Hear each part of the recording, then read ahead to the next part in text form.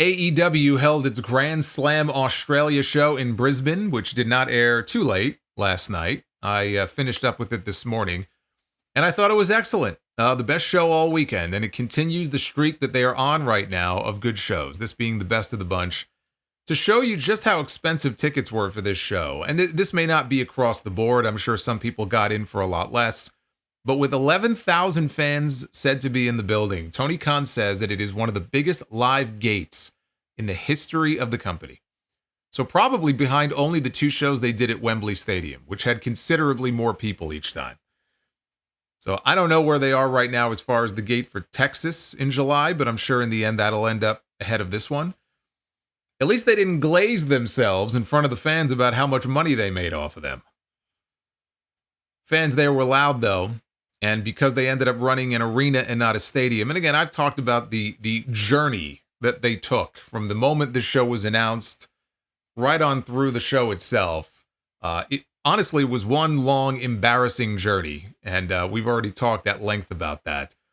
But the show itself, I mean, it was in a smaller arena. It was not in a big stadium like it was originally supposed to be, but they were able to pack it in because it was a smaller venue, so it looked mostly full. I don't know that it was sold out, but they had a lot of people there. And the first thing I noticed, other than the crowd, was the ring. The ring looked a little bit different. It was noticeably smaller than the ring they usually use. Not quite as small as the ring that TNA used when they ran Webster Hall that one time. I have no idea still to this day how the wrestlers were able to do anything in that ring. It looked like a fucking Hasbro ring. But this one was definitely smaller. They had a ton of extra space around the ring outside, more than I've ever seen before.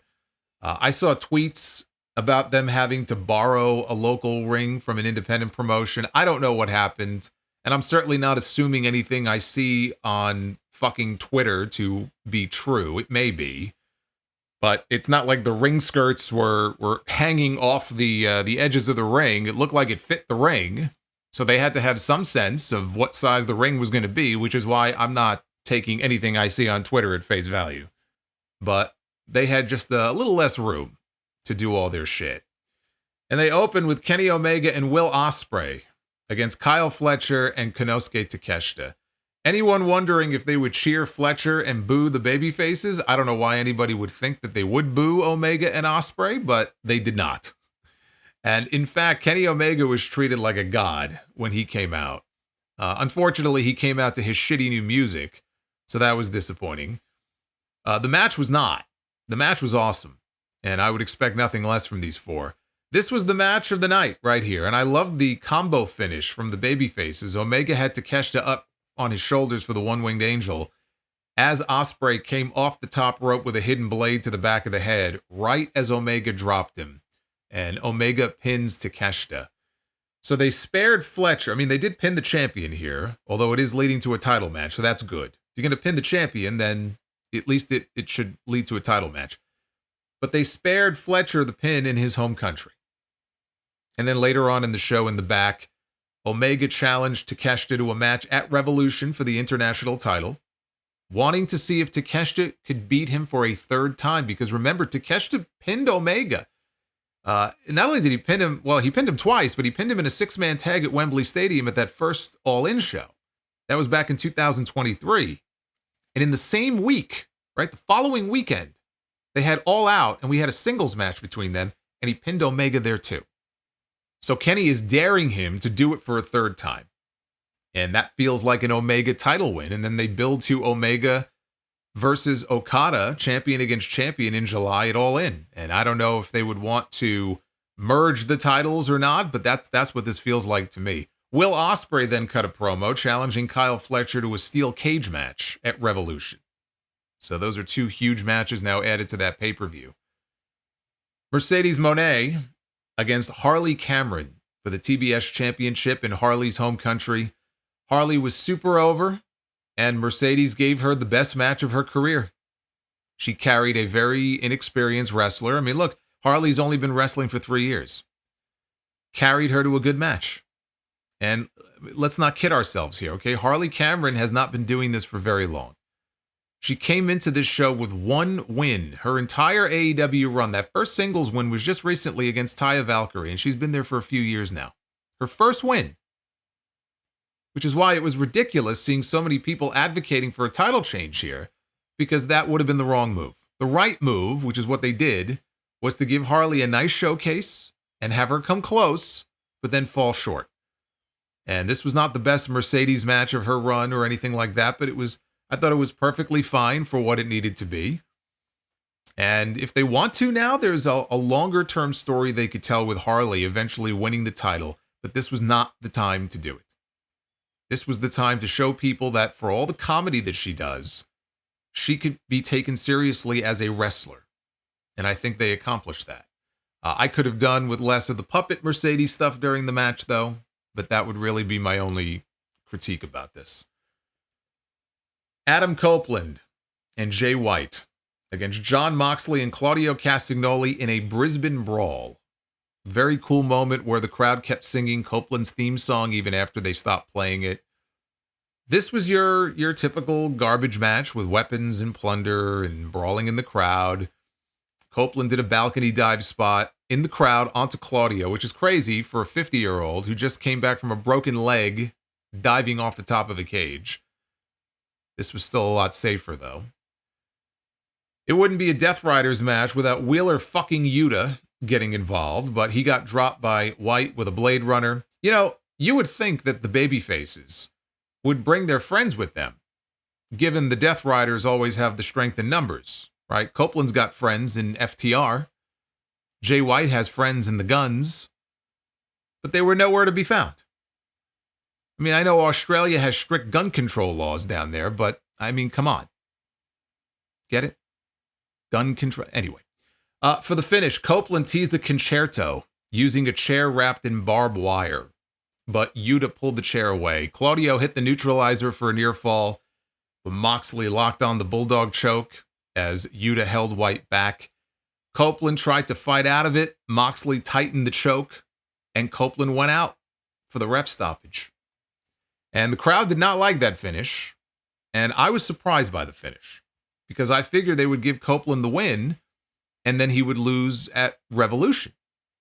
But with him losing here, especially the way that he did, that would make a win at Revolution a lot more likely. And I don't like that idea. I mean, I'm all for getting the title away from the Death Riders, but Adam Copeland ain't the right choice. You know, unless Christian immediately cashes in his contract on him to win. But honestly, you know, either of those outcomes would feel like an anticlimactic way for Moxley's run to end. It always felt like this was building to an AEW original or a younger guy being the one to get the rub and to take that championship away from Moxley. You know, Adam Copeland winning the title or even Christian Cage winning the title, just it feels wrong. It really should not be either one of those guys. Kazuchika Okada against Buddy Matthews for the Continental title. Another Aussie goes down in flames here. If anything surprised me, it was how many people in the crowd seemed to really think that Matthews was going to win that championship. Like, have they not paid attention to the teases for Texas? Okada retaining was more obvious than any of the other champions on this show retaining, even Mercedes. I thought there was a small chance with Mercedes they might take the title off of her. There was no chance in this match, but they got the crowd to buy into it. Matthews was favoring his ankle. I didn't see how or why. Hopefully he was just selling. But even after the match, people said that he was helped to the back. If he was hurt, it certainly didn't affect the quality of the match. I thought this was a very good match. Okada hit the Rainmaker, and to his surprise, Matthews kicked out. And ending it there would have been very underwhelming, but he kicked out. And maybe that's why the crowd thought he was winning, because he kicked out of the Rainmaker. Matthews hit Murphy's Law a few minutes later, Matthews Law, right? I guess that's what it would be called now, his Matthews Law finish. But Okada got his foot on the middle rope at the very last second. And fans chanted bullshit. So from where they were sitting, it may have looked like a 3, but it wasn't. Matthews got Rhea Ripley's Prism Lock applied to a big pop. Okada got out of it, had the referee, but Mule kicked Buddy Matthews, which the referee did not see. And then he finished him off with the Rainmaker to retain the title. So kind of a lame finish there. It didn't take away from how great the match was. I thought it was a very good match.